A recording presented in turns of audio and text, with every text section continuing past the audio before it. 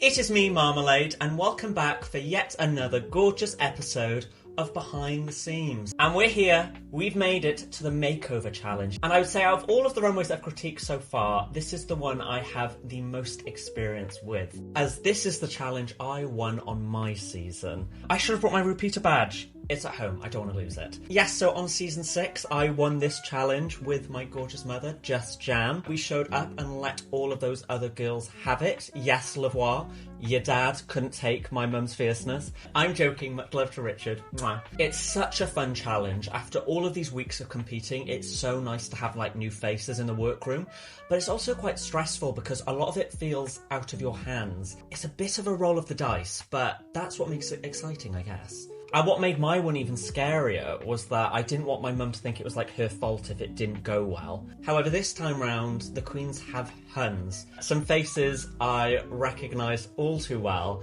and it was so fab seeing them get up in drag on the show. And so I'm very excited to go through the looks. My name is Marmalade, this is RuPaul's Drag Race UK Series 7 Episode 8, and come with me as I take you behind the seams. So as I said, it is the makeover challenge, and I would consider myself somewhat of an expert in this field. So I'm going to lay it out now. This is what I think it takes to win the makeover challenge. Things I don't want to see. First of all, don't just do the same outfit twice. You really want to aim for like a storyline and different sides of your drag and you. So if you wear the outfit, great, amazing. We don't need to see the exact same outfit again on the other person because we've seen it on you. The outfits need to have a tie, but they shouldn't be identical. Something else I think is really important is having a concept. You've got to think this challenge always falls later in the season, so your chances of going home are so much higher. A lot of people don't realise it's a makeover challenge, but it's mainly a branding challenge. Can you translate your image and your drag onto someone else? And if you put someone else in your drag, does it still read as you? And it doesn't have to be a huge concept. So for example, mine, I kept the same silhouette, changed the colours to make them different. Marmalade, jam, I had little jam purses. That was the concept. And finally, my biggest pet peeve when it comes to this challenge is I don't want to see people in shapeless outfits. There's always that one queen that goes, oh, I'm gonna do a 60s baby doll dress. And you're not fooling anyone, babe. You've just done that because you don't know the silhouette of the person you're going to get, and you don't know how to sew, and you want to avoid having to alter your outfit to fit them. I understand it, I get the thought process, but for me, it's a bit of a cop-out because you're not just transforming their outfits and their makeup and their hair. Also, part of the task is transferring how you shape your body in drag to that other person. You best believe I had Just Jam in the tightest corset I could get her in. So, shapeless outfits are a big no-no for this challenge. I think where I had a lot of success on my season was the fact that my mother's outfit was a non-stretch outfit that had been perfectly tailored to her body. Taking the time with those little details really makes all the difference. So let's see which queens did that and which queens didn't. First up, we have Katrin Feelings and Shirley Barcy, also known as Diane, and they have gone for these sheep-inspired outfits made by House of Androgyny. I appreciate the thought process. A big part of Katrin's drag is her Welsh identity. She brought a lot of that into her outfits at the beginning of the season, into her Snatch game, so it's nice to see her picking that up here. My first issue I'm having here is the fabric choice. Not that it's bad, but this has got to be maybe the 4th or 5th time we've seen Katrin in this sort of stretch sequin velvet fabric. It's like a go-to, it's a classic drag fabric. However, it isn't the most inventive or unique choice, and I just want her to push to use different textiles and different textures, because that will really open up her drag to being more than just like drag costuming. I'm usually a fan of a bodysuit under a dress. I quite enjoy that as a silhouette. However, it usually works best when the bodysuit is tight and the dress is more of like a looser drapes, maybe like a cowl neck or something. Having the tight dress over the tight bodysuit I don't think works. I enjoy the shape of Katrin's. It fits her nicely. I like the puff sleeve. I like where the skirt hits her. The big issue I'm having here is the outfit on Shirley. It's got this sort of high collar, which I really don't enjoy. She really did need to alter this dress. It needs to have been brought up and in. The poof is just sitting at a really awkward place just below her hip, and it just isn't a flattering proportion. I really don't like the ears. They look like she's just like ordered them online, and with a custom outfit, I would have liked custom ears.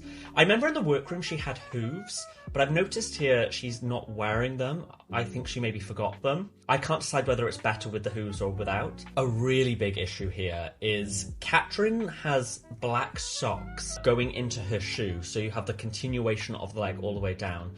However, on Shirley, I think she must have forgot to put those black socks on, because Shirley is wearing like her white regular socks.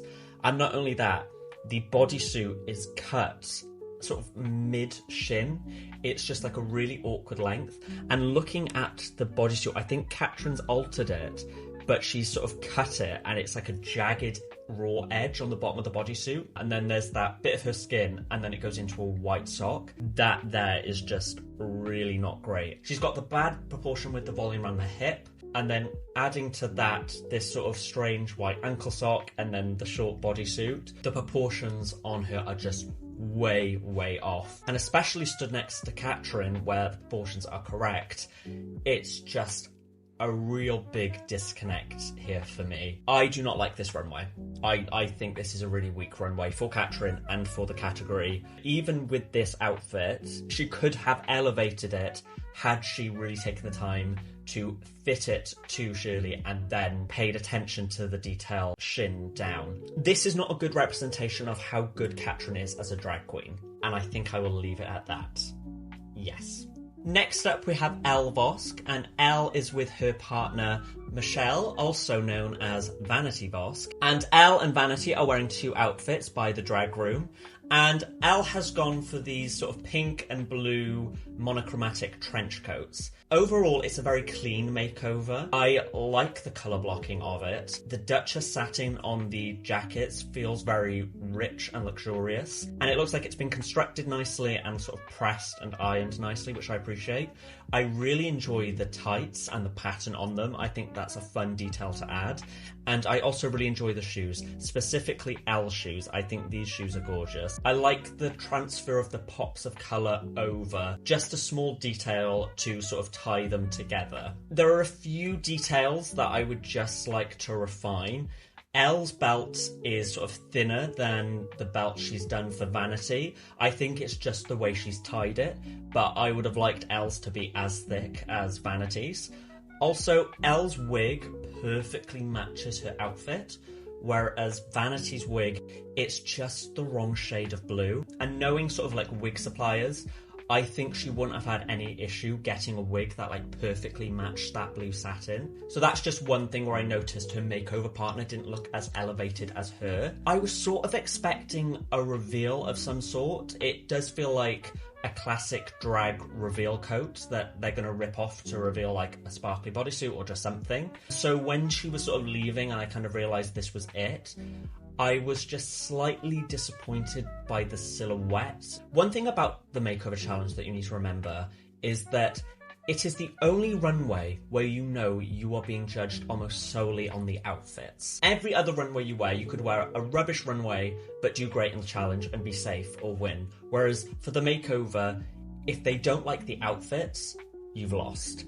And so it just feels like a very safe, regular outfit for a category where the outfitting is so important. I understand that she's chosen an outfit that she knows anyone, regardless, will feel comfortable in. That was like a big thought process I had behind my makeover outfits. However, I just would have liked more dynamic silhouettes. Even if Elle just went more dynamic with her silhouette so that we got that idea and then had a slightly more conservative silhouette for her partner, I could have appreciated that. But they feel a bit simple, and I think what Elle's done here is she's gone, I don't know who I'm going to get, I don't know what their proportions are going to be.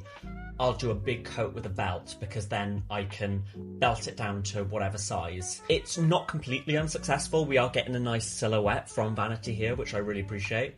And I love the way that the jacket sort of shoots out at the bottom, but it feels just rather a simple way to go. However, overall, they both look really pretty. The makeup's done nicely. and it feels like a clear concept. So not a bad attempt by any means, just maybe not the most exciting. Next to the runway, we have Bones and my sister Charlotte Church, also known as Blood, and they are wearing these gorgeous bridal vampiric outfits. Charlotte's dress was made by Sim Adamson Design. I'm not sure who made Bones' outfit. I'm not sure if it was the same person or not. I'm going to say right now, this is one of the strongest makeover challenges I've ever seen on Drag Race. I really enjoyed it. I love this peach colour. I love that she was smart enough to offset that with dark red hair. It's not a combination many people would have thought about, but it goes so well. Peach is a difficult colour because on TV it can read drab and lifeless so easily, but here it's just the right combination of fabrics, so it feels refreshing, and I love that. A small thing I will point out is that the dress Charlotte is wearing is almost identical to the dress Bones wore last week, just in green. For me, it feels too similar for her to bring it again, but I am going to forgive it because I love it here. I love that Bones went with the masculine idea but found ways to feminize it. I love these shorts. I love the slanted hat. I love the sort of the neck piece that goes into these sleeves. Oh, I love the little mustache on her. I just think it is so fab. A few things, I wish the corset on Bones came in slightly more. I just wish it gave her more shape. And I do wish she had a shoe that matched the vibe of the look a little bit more, because she has just gotten a nude pump. However, I've packed for Drag Race and I had to throw out 1,000,001 shoes because I was over the weight limit. So maybe she did that. So if that's the case, you're forgiven, Bones. And I think I would have just taken the bow off the front of Charlotte's dress. I think it's a gorgeous dress. It's strong enough that it doesn't need that. But apart from that, there's really not much to critique. I love that they nod to each other without copying each other. I think a lot of people go into this challenge and they do duplicates because they're so worried they're going to be told there's no family resemblance. So they're like, let me just copy this outfit and then I'm safe. Whereas sort of the confidence here of going for different silhouettes but knowing that the concept is going to bring them together, I really love. I also love this idea of like a bride and groom, because when we think of family, it's so easy to go mother and daughter, but there are all sorts of family relations, and here it really plays up well. And Charlotte just looks so gorgeous.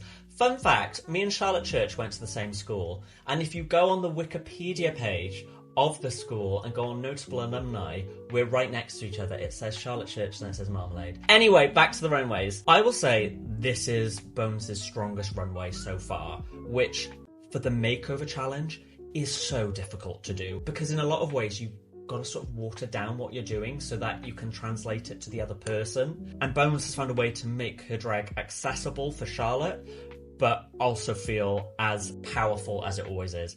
I love this. This, like I said, it is one of the best makeover challenges I've seen. I think it's Bones' best runway so far, and she was head and shoulders above the rest and the clear winner. Incredible job, Bones. I am in awe of you for this. This is fab. So next up we have Selexa and Seducer, I think it is. And they are wearing two outfits that Selexa made herself. And she has gone for these sort of feather goddess sort of outfits. First of all, I will say this is the best makeup. The makeup she's done on Seducer is incredible. When you do someone's makeup and it fits them, you can just tell, and it just fit her face so beautifully. I love the hair that she's gone for, and I love the sort of the contrast of the colours where she sort of swapped them for each one. I love the shape of Selexa's dress. I love the piece that comes up around her shoulders. I enjoy the feathers and I enjoy the sheen that it gives. It's not the most original idea in the world. This sort of feather dress has been done multiple times. It's slightly stiff. I wish she could have found ways to have some of the feathers sort of protruding out at different points, just to give them more life, I guess. But it is a well-constructed outfit that fits her nicely. Selexa, please start wearing underwear. Yet again, we can see sort of the crotch from her tights peeking out. and a gold pan would have taken her 2 seconds to make. I enjoy the corset on Seducer. I don't enjoy this feather thong. It kind of looks like she's got feathers sprouting from somewhere that feathers maybe shouldn't be sprouting from. I wish either they had swapped or that it was also more of a dress silhouette. However, I appreciate Selexa's trying to show variety in the silhouettes for this. She's added this black, it's either like an organza or a chiffon. And the black I'm not loving. I didn't mind it as the sort of the veil on the back of her wig for Selexa, but on Seducer it kind of just looks a bit flat, and she's sort of added these sleeves around the hip. That might have been just an element of modesty to make her partner feel more comfortable, which if that's the case, fair enough. I just wish it was either a gold or a white. The black just seems a little bit strange with this sort of a look. It isn't the fabric pairing I would have made. However, I think this is a strong makeover. I think Selexa has done a great job. Out of everyone, Seducer looked like the one that had been doing drag already, and was the one where you look at it and go, right, who's the pro, who's the makeover partner? And that's always what you want to do. And that is a testament to Selexa's skill. So I really enjoyed this. It isn't my favourite look. Like I said, the textile on the dress isn't the most original. However, I think it is a strong, safe look for this category. And I think Selexa has done a really good job of transferring her drag sensibility over to her partner. Next up we have Tayris and Danny, also known as Daenerys. I might be saying that wrong. I'm just going to stick with Danny. And they are wearing 2 outfits by Danny Does Drag with some assistance from Nutty Threads. And Tayris has gone for this Clueless recreation. And I love Clueless as like a point of reference because it's sort of that 90s does vintage, which is a style I really love. These outfits are pretty much recreations. There are a few parts that aren't, like the way that she sort of shaped the dress underneath with the sheer panels in the corset, which I really enjoy. I love that she came up with the phones. I really love the plaids. The main issue I have here is that it is a recreation, which I don't mind recreations on Drag Race, but for me, for a recreation to be successful, it has to be something that's either really smart for the category or something that we haven't seen before. And Clueless recreations have come up a few times on Drag Race, so when she came around the corner, it didn't feel like, oh wow. It was sort of like a, oh, okay, this reference again. Which is fine, it's certainly not a bottom look, but I wouldn't say that as a reference point is going to be a winning reference. This is one of the few times where I will agree with Michelle. This reference is best friends, not family resemblance. And I know that's being really like picky and silly and it's drag, who cares? But I think if we're going to keep that in mind, I think it's a fair point to say. I love the fit of the outfit on Danny. Danny is so short, the proportions could have been thrown off so quickly.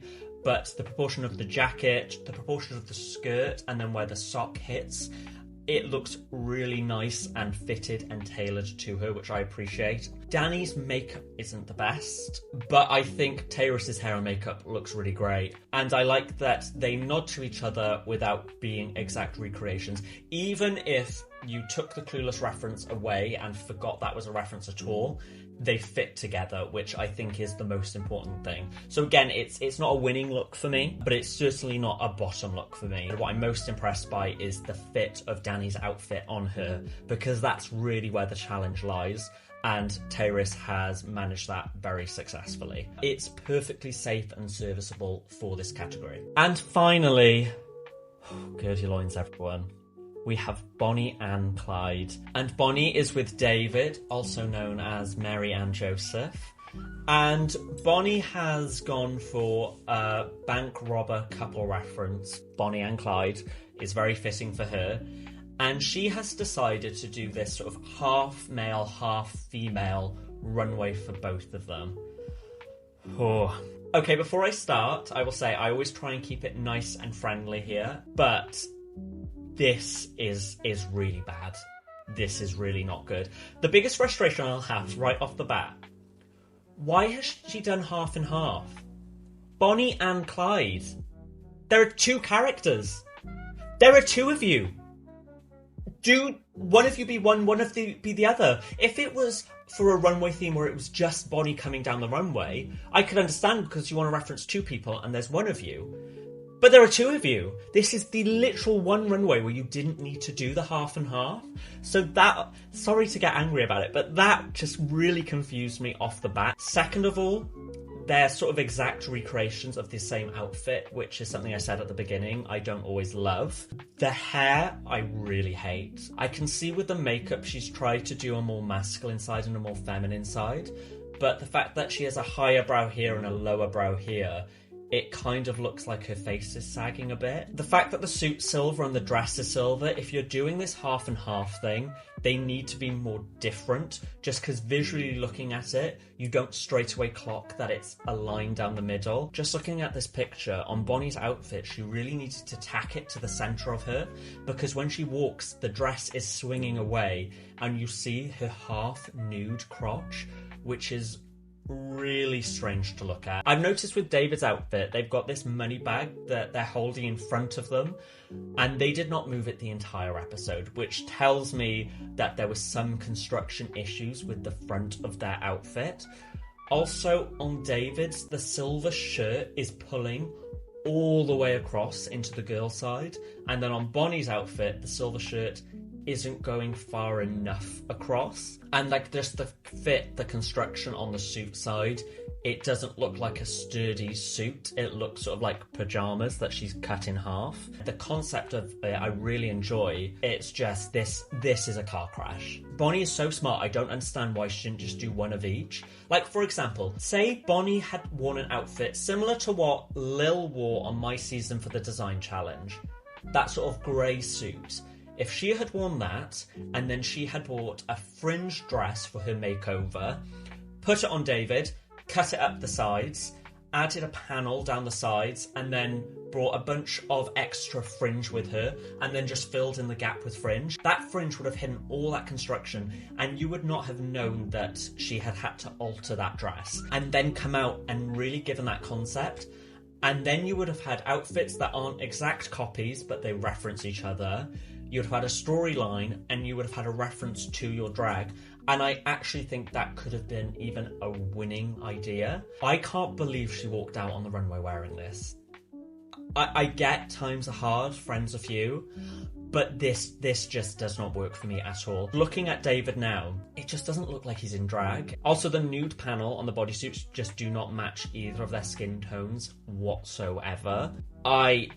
Bonnie, I think you are so fab. I think you're so incredible, and I was so shocked to see you go. But these outfits are just awful. They're really bad.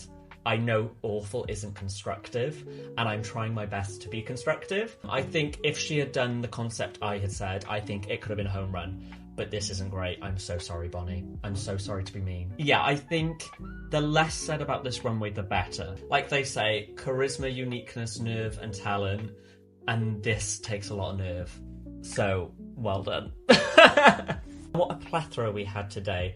I will say we have had some of the best outfits of the season today, and we have had some of the worst outfits of the season today. Like I said at the start, this challenge is deceptively difficult. You're doing your makeup on a completely different face with different shapes and proportions. It's difficult. It's difficult. So I commend all of these queens for doing it. Next week is episode 9, and this is the final runway you get to wear before you get to the final.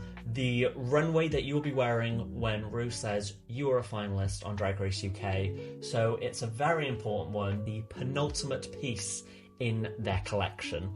Anyway, as always, please make sure to like this video, to leave me a comment, let me know what you think. Do you agree? Do you disagree? Keep it respectful, but let me know. And please make sure to subscribe to my channel. My channel has grown so much in just these past few weeks, and I'm so pleased, and I would love to keep that growth going. Thank you once again for joining me. If you are not caught up on the previous 7 episodes of Behind the Scenes, they are all on my channel now. You can go have a look. Make sure to get your tickets to my show Spotlight, coming to Manchester in January. And I think that's everything. Yes. Thank you for joining me. I shall see you here once again next week for episode 9, and I'm already looking forward to it. I hope you are. Anyway, until then, I have been Marmalade, and thank you so much for watching. Mwah.